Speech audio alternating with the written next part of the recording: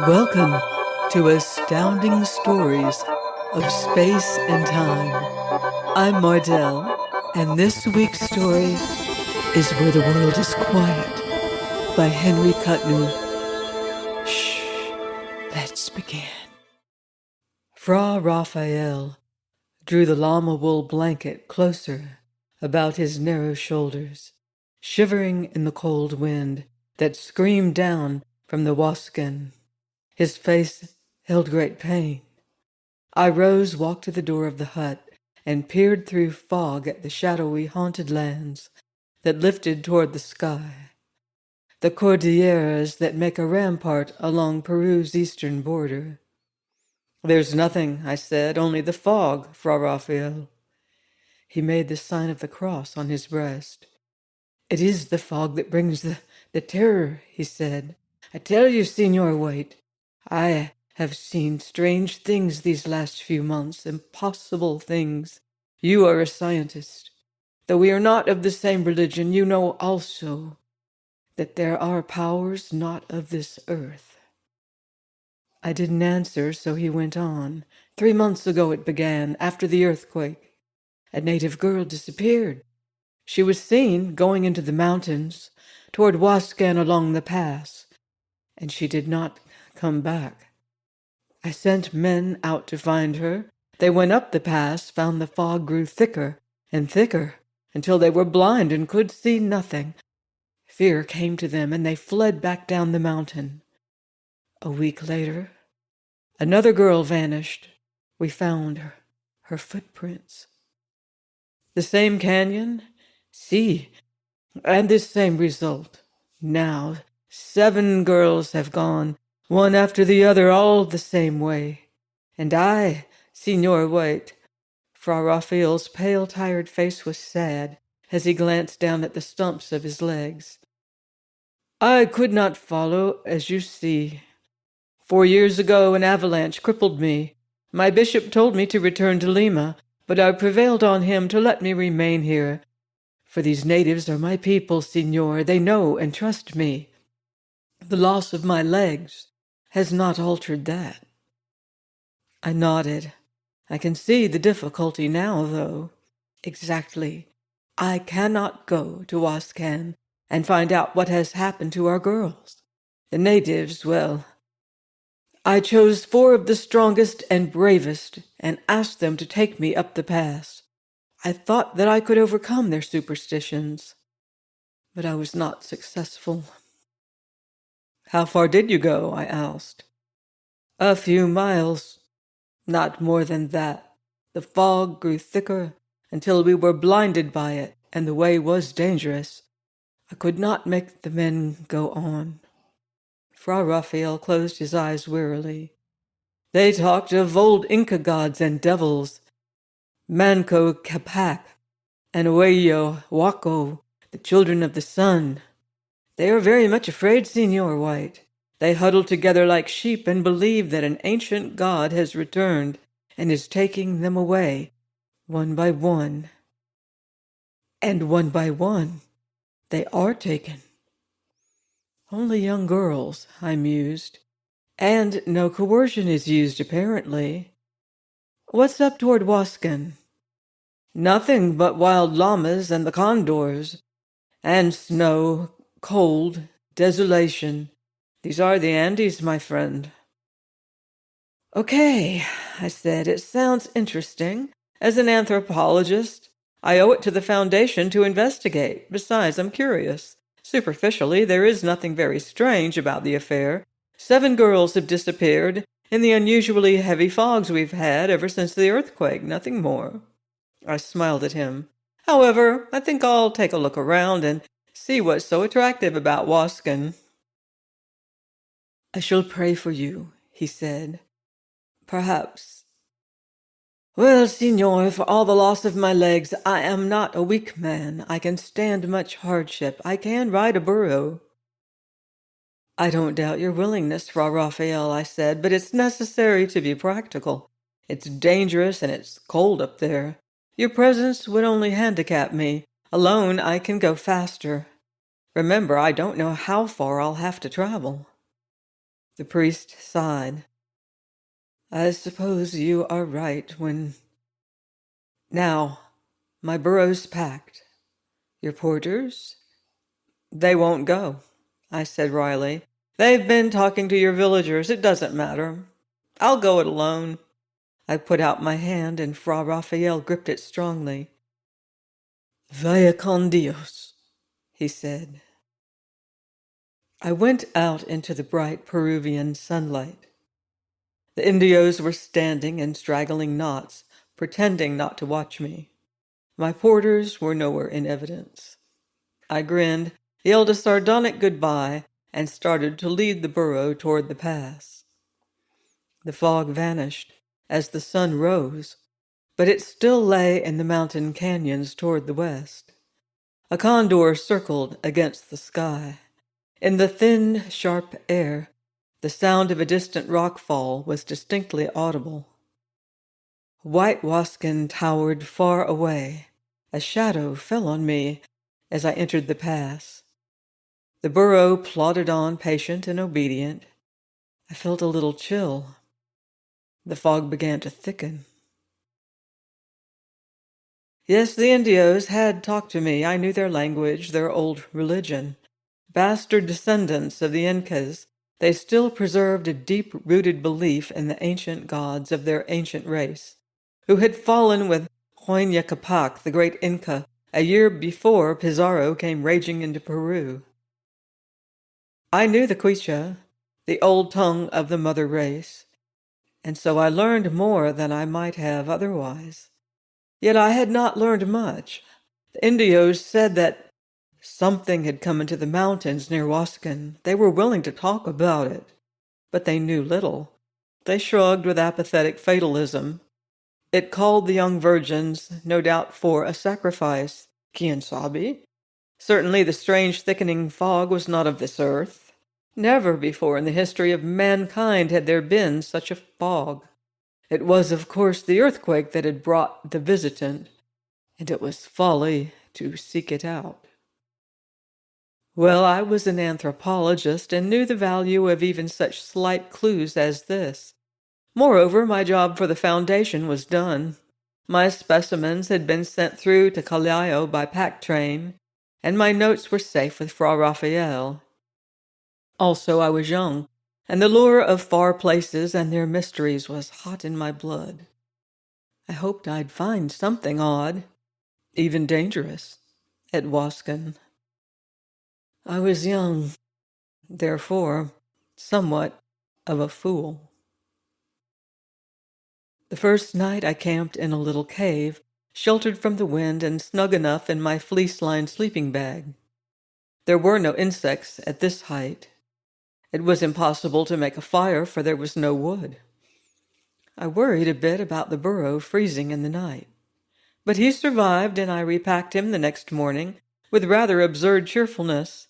The fog was thick, yes, but not impenetrable. There were tracks in the snow where the wind had not covered them. A girl had left the village the day before my arrival, which made my task all the easier.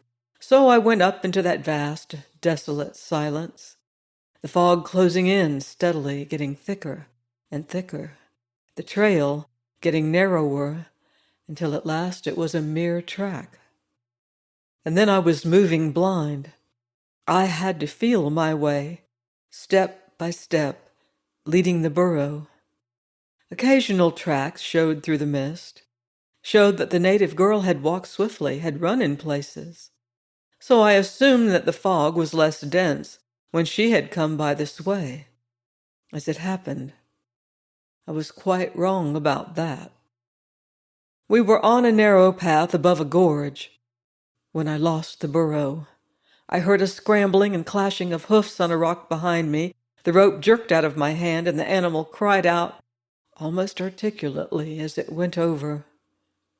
I stood frozen, pressing against the stone, listening to the sound of the burro's fall. Finally, the distant noise died in a faint trickling of snow and gravel that faded into utter silence. So thick was the fog that I had seen nothing.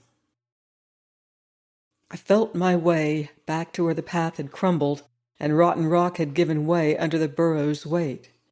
It was possible for me to retrace my steps, but I did not.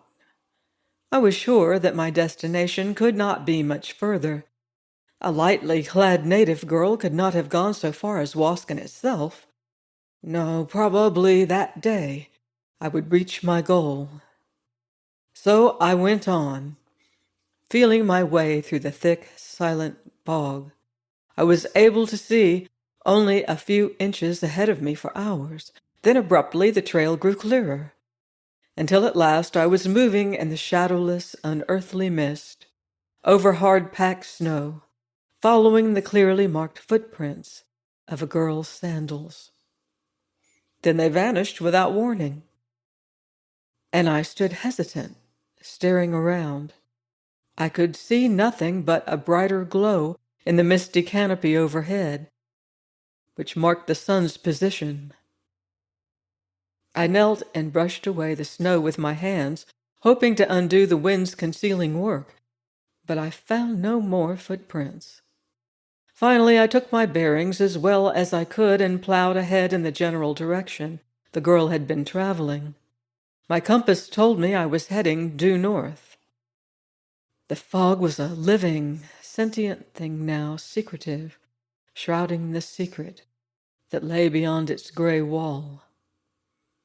Suddenly I was conscious of a change. An electric tingle coursed through my body. Abruptly the fog wall brightened. Dimly, as through a translucent pane, I could make out vague images ahead of me. I began to move toward the images, and suddenly the fog was gone. Before me lay a valley. Blue-white moss carpeted it, except where reddish boulders broke the blueness. Here and there were trees. At least, I assumed they were trees. Despite their unfamiliar outline, they were like banyans, having dozens of trunks narrow as bamboo. Blue-leafed, they stood like immense bird cages on the pallid moss. The fog closed in behind the valley and above it. It was like being in a huge sunlit cavern. I turned my head, saw a gray wall behind me. Beneath my feet the snow was melting and running in tiny, trickling rivulets among the moss. The air was warm and stimulating as wine. A strange and abrupt change. Impossibly strange. I walked toward one of the trees, stopped at a reddish boulder to examine it, and surprise caught at my throat. It was an artifact, a crumbling ruin, the remnant of an ancient structure whose original appearance I could not fathom. The stone seemed iron-hard. There were traces of inscription on it, but eroded to illegibility. I never did learn the history of those enigmatic ruins. They did not originate on Earth. There was no sign of the native girl, and the resilient moss retained no tracks. I stood there staring around, wondering what to do now. I was tense with excitement, but there was little to see. Just that valley covering perhaps a half a mile before the fog closed in around it. Beyond that, I did not know what lay beyond that. I went on into the valley, eyeing my surroundings curiously and the shadowless light that filtered through the shifting roof of fog. Foolishly, I expected to discover Incan artifacts. The crumbled red stones should have warned me. They were, I think, harder than metal, yet they had been here long enough for the elements to erode them into featureless shards. Had they been of earthly origin, they would have antedated mankind, antedated even the Neanderthaler man. Curious how our minds are conditioned to run in anthropomorphic lines. I was, though I did not know it, walking through a land that had its beginnings outside the known universe. The blue trees hinted at that. The crimson ruins told me that clearly. The atmospheric conditions, the fog, the warmth high up in the Cordilleras were certainly not natural. Yet I thought the explanation lay in some geological warp, volcanic activity, subterranean gas vents. My vision reached half a mile, no farther. As I went on, the misty horizon receded. The valley was larger than I had imagined. It was like Elysium, where the shades of dead men stroll in the garden of Proserpine. Streamlets ran through the blue moss at intervals, chill as death from the snowy plains hidden in the fog. A sleepy world of streams. The ruins altered in appearance as I went on. The red blocks were still present, but there were now also remnants of other structures made by a different culture, I thought. The blue trees grew more numerous. Leafy vines covered most of them now, saffron-tinted, making each strange tree a little room screened by the lattice of the vines. As I passed close to one, a faint clicking sounded, incongruously like the tapping of typewriter keys, but muffled.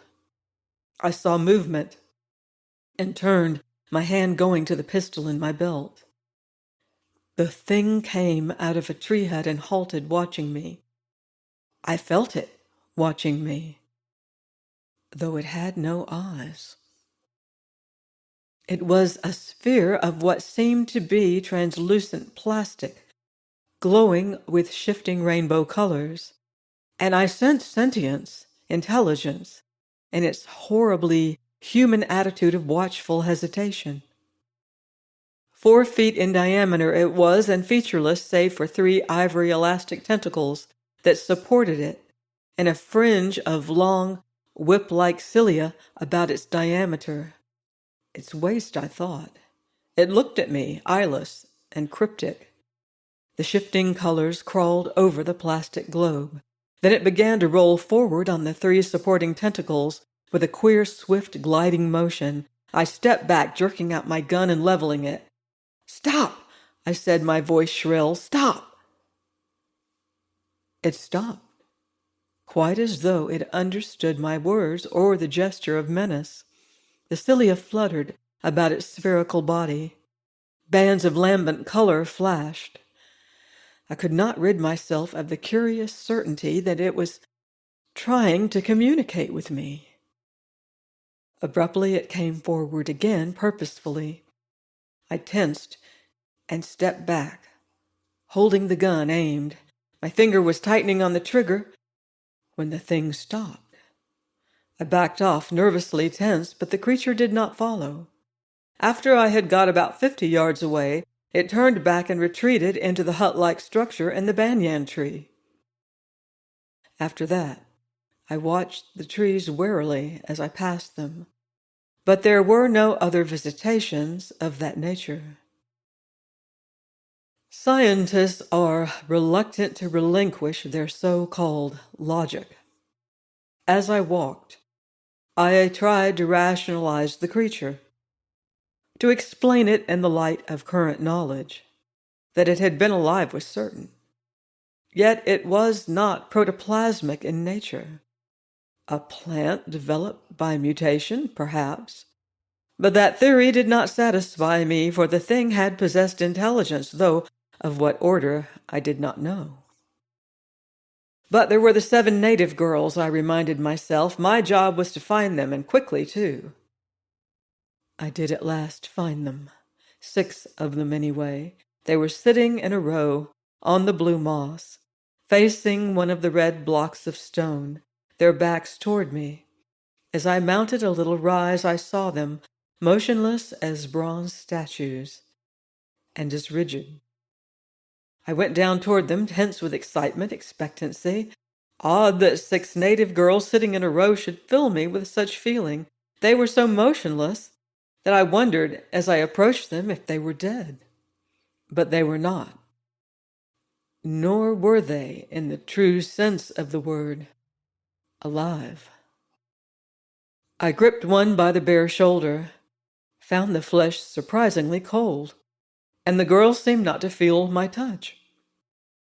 I swung her around to face me, and her black, empty eyes looked off into the far distance. Her lips were tightly compressed, slightly cyanosed. The pupils of her eyes were inordinately dilated as if she was drugged. Indian style, she squatted cross-legged like the others. As I pulled her around, she toppled down on the moss, making no effort to stop herself. For a moment, she lay there. Then, with slow, puppet-like motions, she returned to her former position and resumed that blank staring into space. I looked at the others. They were alike in their sleep-like withdrawal. It seemed as if their minds had been sucked out of them, that their very selves were elsewhere. It was a fantastic diagnosis, of course, but the trouble with those girls was nothing a physician could understand. It was psychic in nature, obviously. I turned to the first one and slapped her cheeks. "Wake up!" I commanded. "You must obey me. Waken!" But she gave no sign of feeling, of seeing. I lit a match and her eyes focused on the flame, but the size of her pupils did not alter. A shudder racked me. Then abruptly I sensed movement behind me. I turned. Over the blue moss, the seventh Indio girl was coming toward us. "Miranda," I said, "can you hear me?" For Raphael had told me her name. Her feet, I saw, were bare, and white frostbite blotches marked them, but she did not seem to feel any pain as she walked.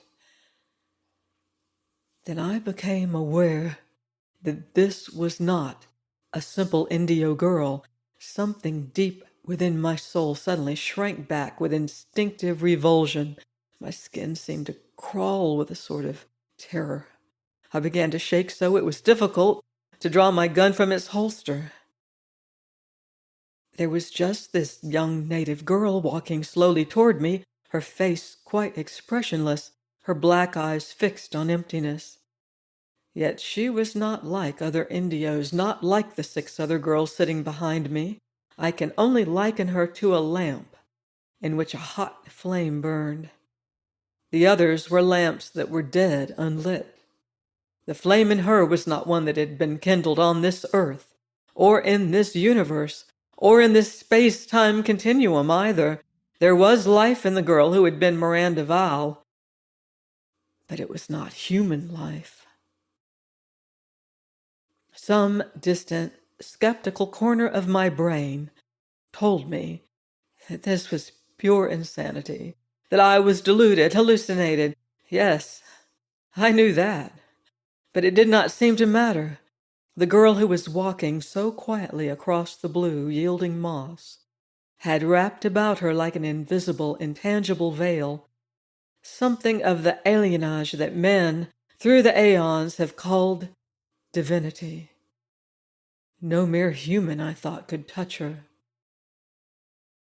But I felt fear, loathing, emotions not associated with divinity. I watched, knowing that presently she would look at me, would realize my presence. Then, well, my mind would not go beyond that point. She came forward and quietly seated herself with the others at the end of the line. Her body stiffened rigidly. Then the veil of terror seemed to leave her like a cloak falling away. Abruptly, she was just an Indio girl, empty and drained as the others, mindless and motionless. The girl beside her rose suddenly with a slow, fluid motion, and the crawling horror hit me again. The alien power had not left. It had merely transferred itself to another body. And this second body was as dreadful to my senses as the first had been. In some subtly monstrous way, its terror impressed itself on my brain, though all the while there was nothing overt, nothing visibly wrong. The strange landscape, bounded by fog, was not actually abnormal, considering its location high in the Andes. The blue moss, the weird trees, they were strange, but possible. Even the 7 native girls were a normal part of the scene. It was the sense of an alien presence that caused my terror, the fear of the unknown. As the newly possessed girl rose, I turned and fled, deathly sick, feeling caught in the grip of nightmare. Once I stumbled and fell. As I scrambled wildly to my feet, I looked back. The girl was watching me, her face tiny and far away. Then suddenly and abruptly it was close. She stood within a few feet of me. I had not moved, nor seen her move, but we were all close together again, the 7 girls and I. Hypnosis? Something of that sort. She had drawn me back to her, my mind blacked out and unresisting. I could not move. I could only stand motionless while that alien being dwelling within human flesh reached out and thrust frigid fingers into my soul. I could feel my mind laid open, spread out like a map before the inhuman gaze that scanned it. It was blasphemous and shameful, and I could not move or resist. I was flung aside as the psychic grip that held me relaxed. I could not think clearly. That remote delving into my brain had made me blind, sick, frantic. I remember running, but I remember very little of what followed. There are vague pictures of blue moss and twisted trees, of coiling fog that wrapped itself about me, trying futilely to hold me back, and always there was the sense of a dark and nameless horror just beyond vision, hidden from me, though I was not hidden from its eyeless gaze. I remember reaching the wall of fog, saw it loomed before me, plunged into it, raced through cold grayness, snow crunching beneath my boots. I recall emerging again into that misty valley of Abaddon. When I regained complete consciousness, I was with Lahore. A coolness as of limpid water moved through my mind, cleansing it, washing away the horror, soothing and comforting me. I was lying on my back, looking up at an arabesque pattern of blue and saffron, gray silver light filtered through a lacy filigree. I was still weak, but the blind terror no longer gripped me. I was inside a hut formed by the trunks of one of the banyan-like trees. Slowly, weakly I rose on one elbow. The room was empty, except for a curious flower that grew from the dirt floor beside me. I looked at it dazedly. And so I met Lahore. She was of purest white, the white of alabaster, but with a texture and warmth that stone does not have. In shape, well, she seemed to be a great flower, an unopened tulip-like blossom 5 feet or so tall. The petals were closely enfolded, concealing whatever sort of body lay hidden underneath. And at the base was a convoluted pedestal that gave the odd impression of a ruffled tiny skirt. Even now, I cannot describe Lahore coherently. A flower, yes, but very much more than that. Even in that first glimpse, I knew that Lahore was more than just a flower. I was not afraid of her.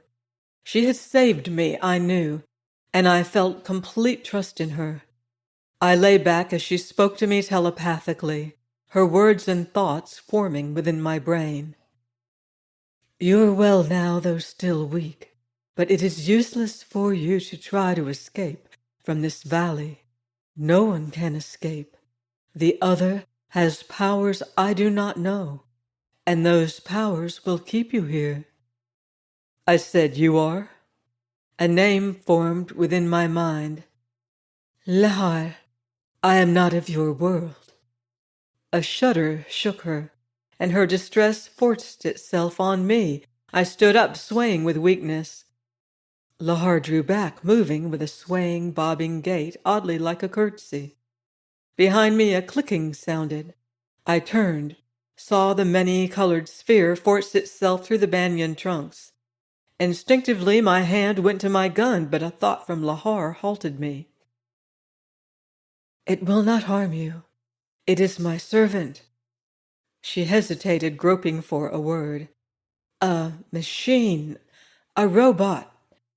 It will not harm you." I said, "Is it intelligent?" "Yes, but it is not alive. Our people made it. We have many such machines." The robot swayed toward me, the rim of cilia flashing and twisting. Lahar said, "It speaks thus, without words or thought." She paused, watching the sphere, and I sensed dejection in her manner. The robot turned to me, the cilia twisted lightly about my arm, tugging me toward Lahar. I said, "What does it want?" "It knows that I am dying," Lahar said. That shocked me. "Dying? No! It is true. Here in this alien world, I do not have my usual food. So I will die. To survive, I need the blood of mammals, but there are none here save those 7 the other has taken. And I cannot use them, for they are now spoiled." I didn't ask Lahar what sort of mammals she had in her own world. "That's what the robot wanted when it tried to stop me before, isn't it?" "He wanted you to help me, yes. But you are weak from the shock you have had. I cannot ask you." I said, "How much blood do you need?" At her answer, I said, "All right, you saved my life. I must do the same for you. I can spare that much blood easily. Go ahead." She bowed toward me, a fluttering white flame in the dimness of the tree room. A tendril flicked out from among her petals, wrapped itself about my arm. It felt cool, gentle as a woman's hand. I felt no pain. "You must rest now," Lahar said. "I will go away, but I shall not be long." The robot clicked and chattered, shifting on its tentacle legs. I watched it, saying, "Lahar, this can't be true. Why am I believing impossible things?" "I have given you peace," she told me. "Your mind was dangerously close to madness. I have drugged you a little physically, so your emotions will not be strong for a while. It was necessary to save your sanity." It was true that my mind felt— was drugged the word? My thoughts were clear enough, but I felt as if I were submerged in transparent but dark water. There was an odd sense of existing in a dream. I remembered Swinburne's lines, "Here where the world is quiet, here where all troubles seems dead winds and spent waves riot, in doubtful dreams of dreams." "What is this place?" I asked. Lahar bent toward me. "I do not know if I can explain. It is not quite clear to me. The robot knows. He is a reasoning machine. Wait." She turned to the sphere. Its cilia fluttered in quick, complicated signals. Lahar turned back to me. "Do you know much of the nature of time? That it is curved, moves in a spiral?" She went on to explain, but much of her explanation I did not understand, yet I gathered enough to realize that this valley was not of Earth, or rather, it was not of the Earth I knew. "You have geological disturbances, I know. The strata are tumbled about, mixed one with another." I remembered what Fra Raphael had said about an earthquake 3 months before. Lahar nodded toward me. But this was a time slip. The space-time continuum is also subject to great strains and stresses. It buckled, and strata, time sectors, were thrust up to mingle with others.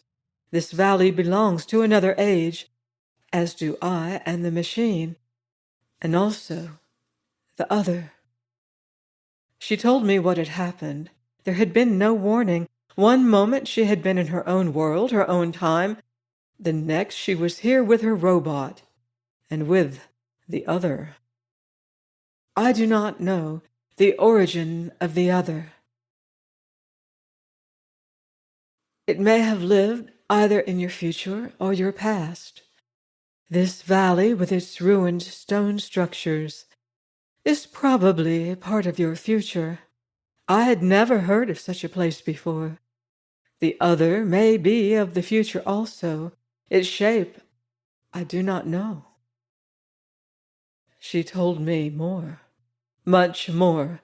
The other, as she called it, giving the entity a thought form that implied complete alienage, had a strange, chameleon-like method of feeding. It lived on life force as well as I could understand, draining the vital powers of a mammal vampirically. And it assumed the shape of its prey as it fed. It was not possession in the strict sense of the word. It was a sort of merging.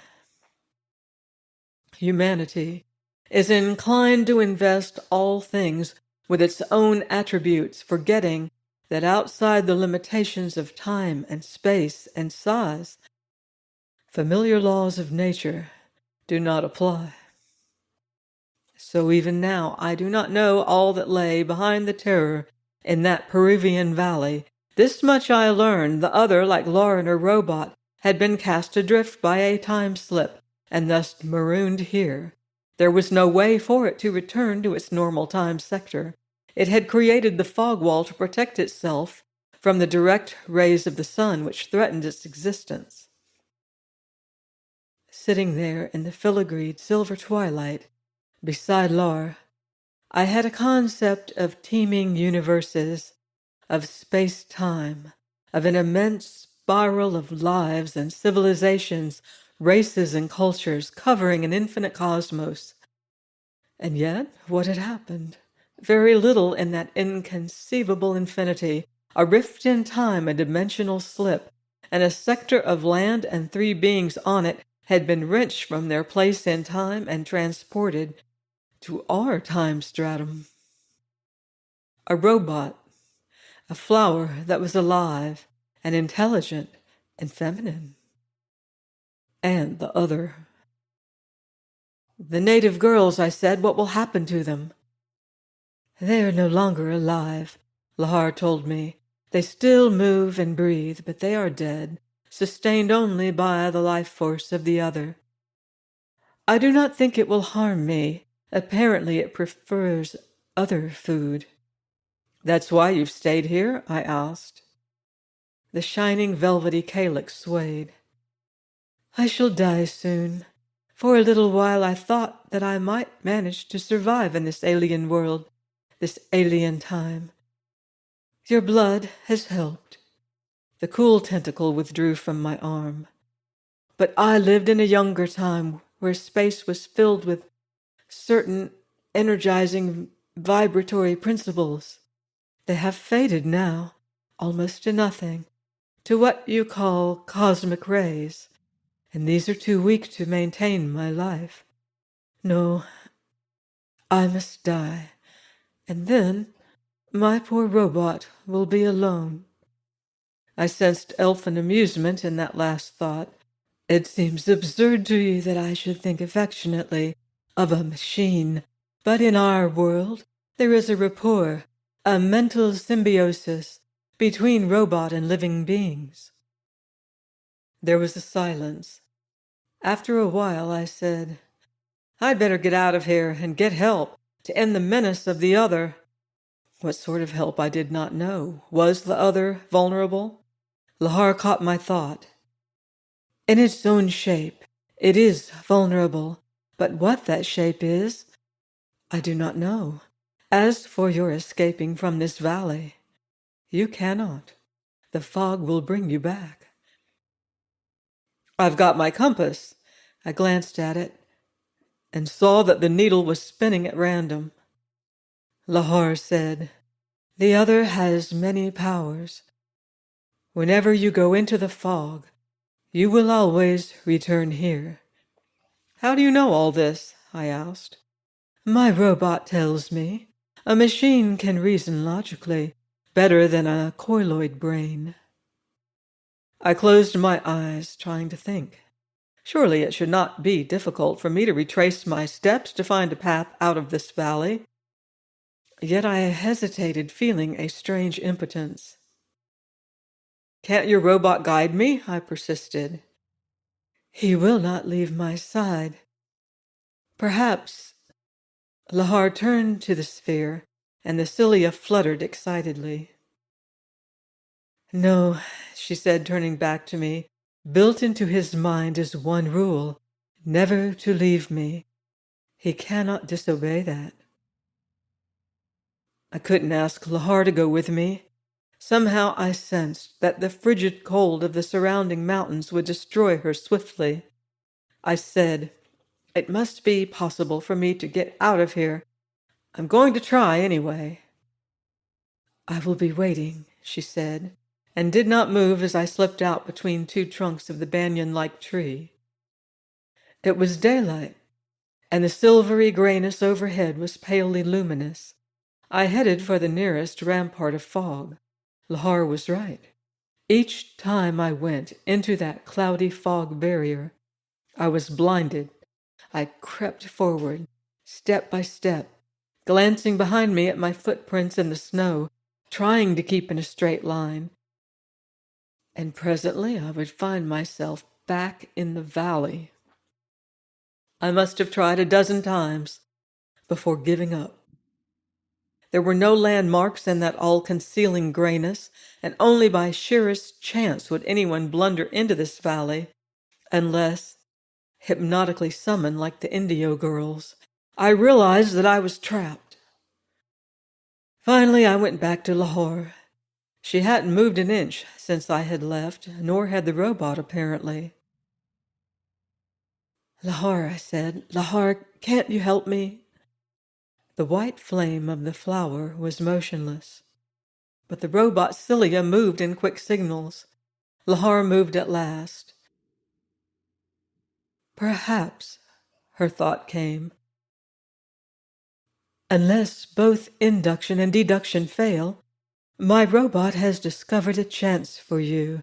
The other can control your mind through emotions. But I too have some power over your mind.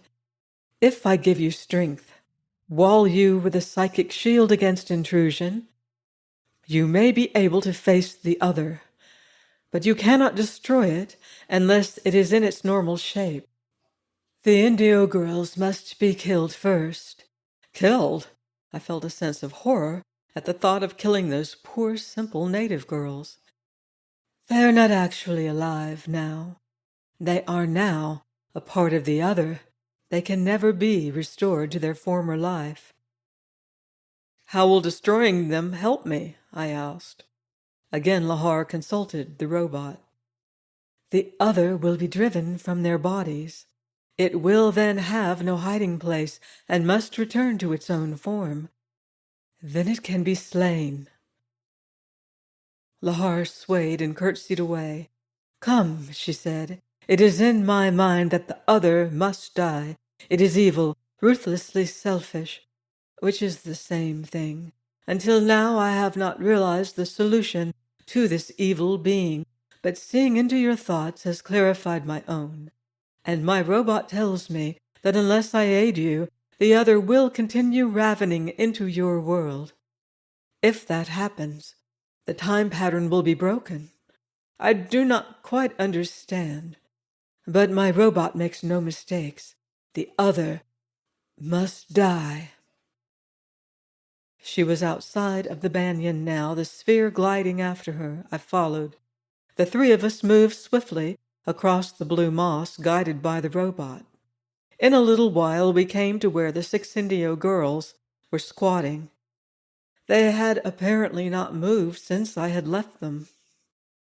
"The other is not here," Lahar said. The robot held me back as Lahar advanced toward the girls, the skirt-like frill at her base convoluting as she moved. She paused beside them, and her petals trembled and began to unfold.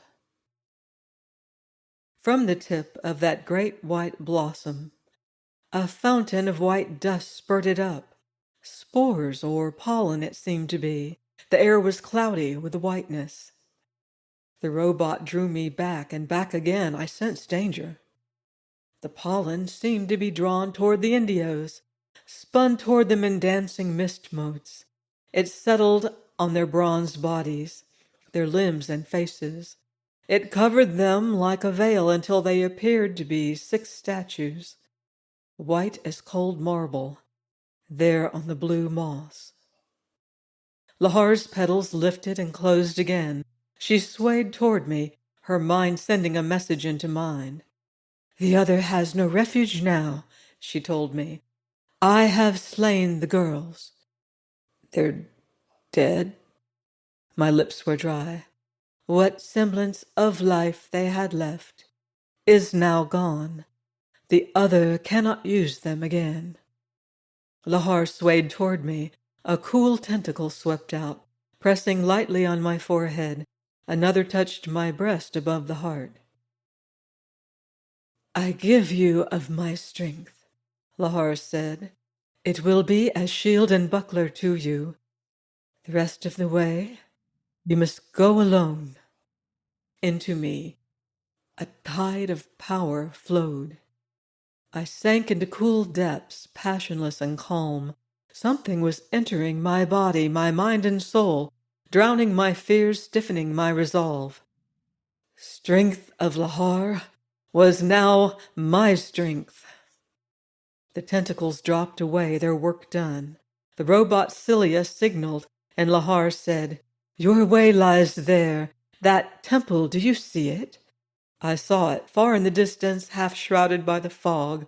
A scarlet structure, not ruined like the others, was visible. "You will find the other there. Slay the last Indio, then destroy the other." I had no doubt now of my ability to do that. A new power seemed to lift me from my feet, send me running across the moss.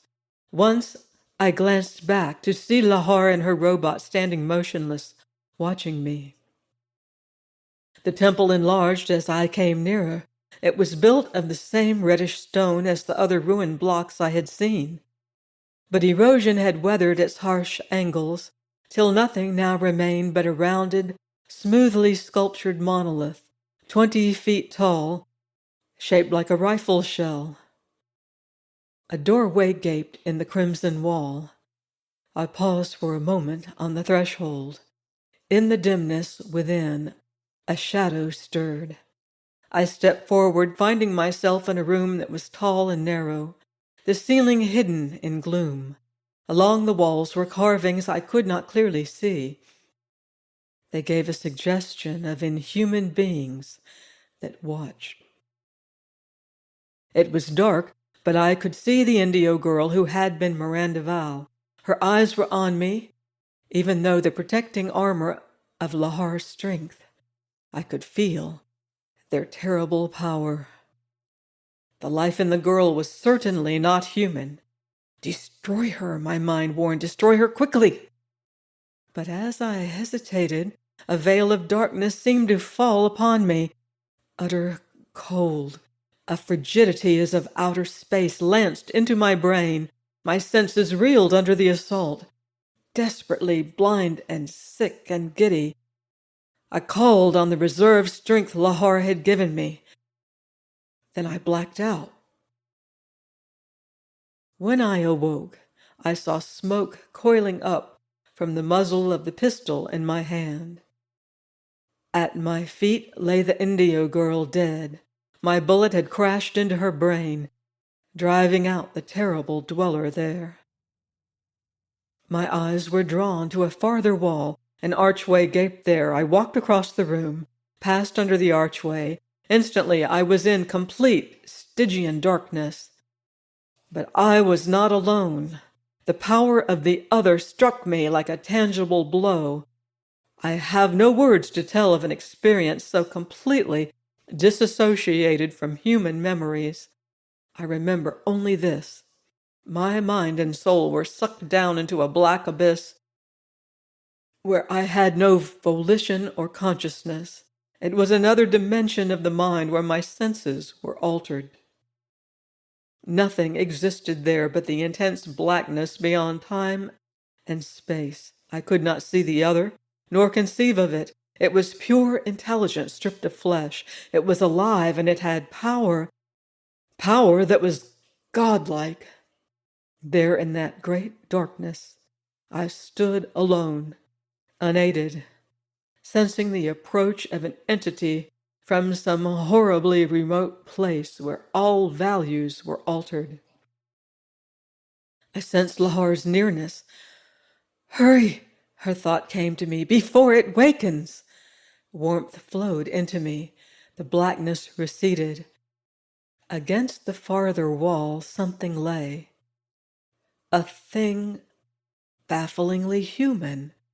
A great-headed thing with a tiny pallid body coiled beneath it. It was squirming toward me. Destroy it, Lahar communicated. The pistol in my hand thuddered, bucking against my palm. Echoes roared against the walls. I fired and fired again until the gun was empty. It is dead, Lahar's thought entered my mind. I stumbled and dropped the pistol.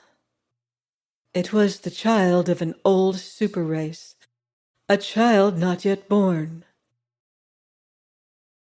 Can you conceive of such a race, where even the unborn had power beyond human understanding? My mind wondered what the adult alien must be. I shivered suddenly cold. An icy wind gusted through the temple. Lahar's thought was clear in my mind. Now the valley is no longer a barrier to the elements. The other created fog and warmth to protect itself. Now it is dead, and your world reclaims its own. From the outer door of the temple, I could see the fog being driven away by a swift wind. Snow was falling slowly, great white flakes that blanketed the blue moss, and lay like caps on the red shards that dotted the valley. I shall die swiftly and easily now, instead of slowly by starvation, Lahar said. A moment later a thought crossed my mind, faint and intangible as a snowflake. And I knew Lahar was saying goodbye. I left the valley. Once I looked back, but there was only a veil of snow behind me. And out of the greatest adventure the cosmic gods ever conceived, only this. For a little while, the eternal veil of time was ripped away, and the door to the unknown was held ajar. But now the door is closed once more. Below Wascan, a robot guards a tomb. That is all. The snow fell faster. Shivering, I plowed through the deepening drifts. My compass needle pointed north. The spell that had enthralled the valley was gone.